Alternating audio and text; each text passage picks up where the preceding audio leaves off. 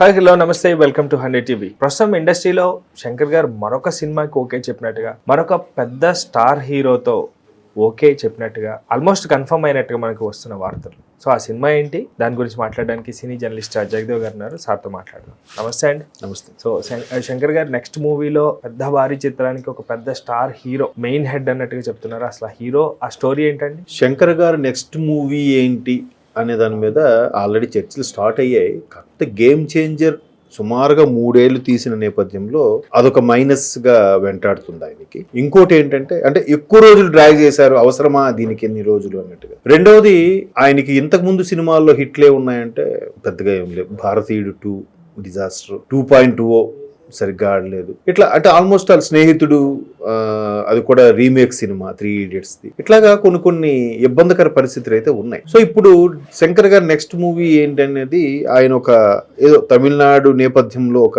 మాల్గుడి కథల టైపులో అక్కడ ఏదో చెప్పారు, నాకు అంటే పేరు గుర్తు రావట్లేదు.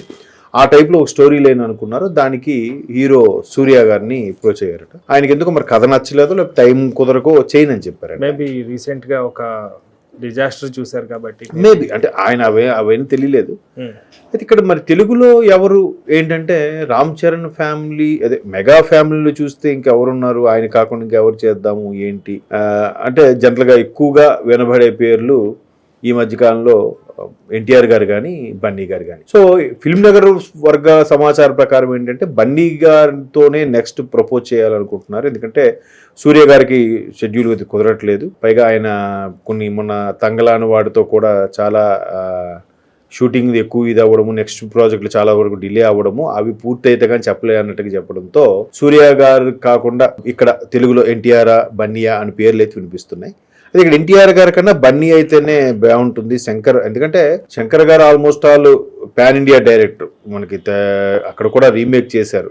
ఇప్పుడు ఒకే ఒక్కడు అక్కడ అనిల్ కపూర్ గారితో తీశారు. తర్వాత రోబో కూడా అక్కడ కూడా రిలీజ్ చేశారు, డబ్ చేసి. పాన్ ఇండియా కల్చర్ ఆ కాన్సెప్ట్ రాకముందు కూడా. సో ఇట్లాగా కొన్ని సినిమాలతో శంకర్ గారు బాగా బాలీవుడ్ కూడా పరిచయం అయ్యారు. అయితే ఇప్పుడు బాలీవుడ్ స్థాయిలో, అంటే పాన్ ఇండియన్ సినిమా స్థాయిలో నిర్మించాలంటే సూర్య గారు దీనికి యాక్సెప్టెన్స్ చేయలేదు కాబట్టి మేబీ బన్నీ గారితోనే వెళ్తారన్నట్టు కూడా ఉంది. అయితే బన్నీ గారు కూడా ఒప్పుకుంటారా లేదా అనేది కూడా డౌటే. రీసెంట్ గా అట్లీ గారు కూడా బన్నీ గారికి సినిమాకి ఒక అప్రోచ్ అయిన తర్వాత, జవాన్ అంటే ఏదో ఆడింది కానీ అట్లీ గారి సినిమాలు చాలా వరకు, ఇప్పుడు బేబీ జాన్ ఆయన అట్లీ డైరెక్ట్ చేయకపోయినా ప్రొడ్యూస్ చేశారు కాబట్టి బేబీ జాన్ పెద్దగా సూపర్ అనిపించుకోలేదు. ఏది బాలీవుడ్లో వరుణ్ ధావన్తో తీసిన సినిమా. సో కీర్తి సురేష్ చేశారు కదా వాళ్ళు. సో అట్లాగా బన్నీ కూడా పుష్ప తర్వాత ఒక రేంజ్ ఈ స్టార్డమ్ వచ్చిన తర్వాత ఆయన కూడా ఆచితూచి అడుగులు వేస్తున్నారు. మరోవైపు త్రివిక్రమ్ సినిమా ఒకటి ఉంది బన్నీ గారికి. తర్వాత ఇంకా చాలా మెయిన్ ప్రాజెక్టులు కూడా ఉన్నాయి, ఇంకా 2-3.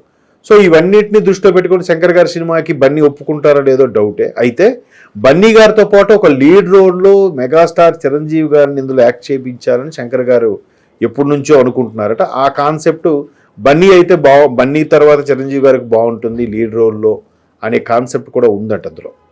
సో అన్నీ అనుకున్నట్టు జరిగితే బన్నీను మెగాస్టార్ గారు కలిసి చేసే ఛాన్సెస్ ఉండొచ్చు మేబీ. సో అదే అంశం మాట్లాడదు. ఎందుకంటే రామ్ చరణ్ గారు గేమ్ చేంజర్ అయిపోయిన తర్వాత మరలా మెగా కాంపౌండ్ నుంచే ఇంకో హీరో రావడం, అది దట్టు బన్నీ లాంటి హీరోని సెలెక్ట్ చేసుకోవడం అనేది కూడా ఇప్పుడు కొంచెం ఉత్సాహం, ఆనందం కనిపిస్తుంది. ఎందుకంటే ఈ మధ్యకాలంలో సంధ్యా థియేటర్ ఘటన తర్వాత ప్రతిదీ కూడా ఎవరికి నచ్చిన న్యూస్ ఆర్డర్ రాసేసి అనవసరంగా బన్నీ అనే వ్యక్తి డిప్రెషన్ లోకి వెళ్ళిపోయేలా చేశారని అనుకోవచ్చు. పర్సనల్ గా డిప్రెషన్కి వెళ్ళాడు కానీ ఇండియా వైజ్ అయితే మాత్రం పాపులారిటీ పెరిగింది. అది ఓకే, గిల్టీ ఫీలింగ్ ఉంటుంది కదా ఆయనకి కూడా. అరే నాకు ఎందుకంటే ఆయన పోలీస్ ఇన్వెస్టిగేషన్ పిలిచినప్పుడు కూడా ఆవిడ చనిపోయిన వీడియో, ఆవిడ తీసుకెళ్ళిన వీడియో చూశాక ఆయన ఒక్కసారి చెల్లించిపోయాడంట. చాలా అరే ఎంత పని అయిపోయింది మనకు తెలియకుండానే అన్నట్టుగా. అంటే నిజంగా ఆయన ప్రమేయం లేదు గట్టిగా చెప్పాలంటే. కాకపోతే ఈ అత్యుత్సాహం ప్రజలు, మరి కర్ణుడి చావుకి 1,00,000 కారణాలు అన్నట్టుగా చాలా ఇబ్బంది అయితే పడ్డారు మీరు అన్నట్టు. సో మొత్తం మీద బన్నీ అన్ని ఆచితూచకపోయి అడుగులేస్తారు కాబట్టి, ఆల్రెడీ అట్లీ లాంటి డైరెక్టర్, పాన్ ఇండియా డైరెక్టర్ని కూడా తోసిపుచ్చారు, రిజెక్ట్ చేశారు కాబట్టి శంకర్ది కూడా డౌటే. అయితే శంకర్ గారి సినిమాలో కీ రోల్లో మెగాస్టార్ చిరంజీవి గారి పాత్ర కూడా కన్ఫర్మ్ చేసేలాగా ఉంటే అప్పుడు బన్నీ మరొకసారి పునరాలోచించొచ్చేమో. అంతే కదా, ఆయనకి ఎందుకు బన్నీకి కూడా ఎప్పటి నుంచో చిరంజీవి గారు అంటే చాలా ఇష్టం.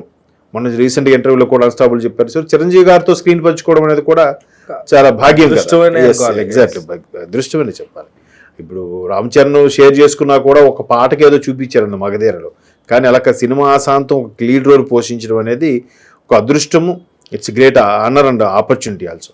సో అలాంటిది ఒకవేళ ఆ చిరంజీవి గారి కాన్సెప్ట్ కూడా అందులో మిళితం చేసి శంకర్ గారు కానీ బన్నీకి కథ వినిపిస్తే నెక్స్ట్ సెట్స్ మీదకి వెళ్ళేది బన్నీ శంకర్ గారి సినిమా అవుతుందని నా అభిప్రాయం. లేదు అట్లీ గారికి రిజెక్ట్ చేసినట్టుగా ఈయన ఇంకా ఆలోచించి శంకర్ గారికి ఇంకా హిట్స్ లేవు కాబట్టి రేపు గేమ్ చేంజర్ రిలీజ్ అయ్యాక మంచి హిట్ అయితే అప్పుడు పునరాలోచిస్తారేమో బన్నీ గారు, లేదంటే చెప్పలేము. అది అంటే నాకున్న సమాచారం.